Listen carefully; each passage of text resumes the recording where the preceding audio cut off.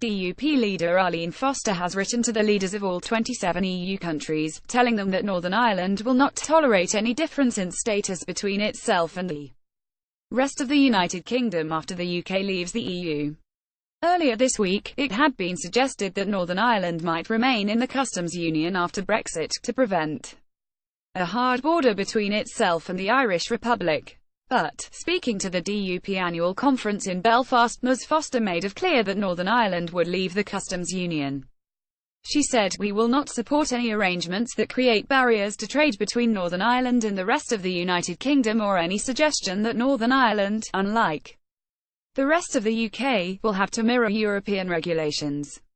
Northern Ireland already has special customs union rules, Michel Barnier says. "I have written to the heads of government of each of the EU 27 member states setting out our views."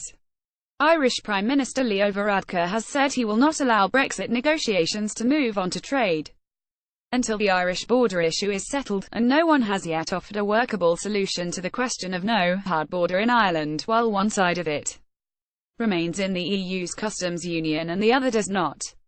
It has been suggested that Ireland's geographical border could serve as a de facto border, but Ms Foster rejected any such plan. "The economic reality for our economy is that our most important trading relationship is with the rest of the United Kingdom, and we will do nothing that puts that at risk in any way.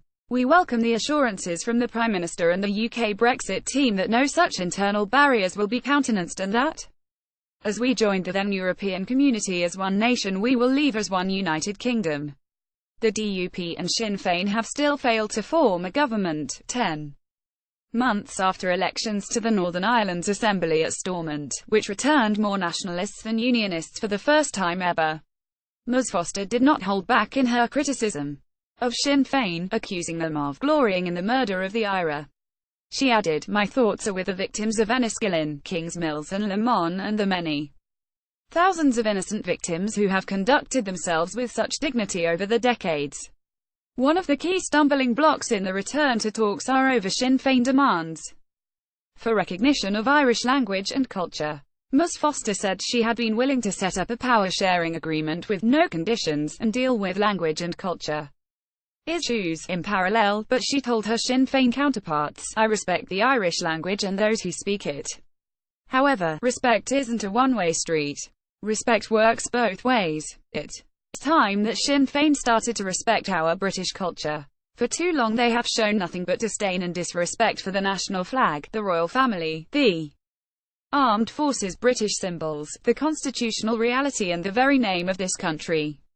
More about Arlene Foster. Theresa May DUP reuse content.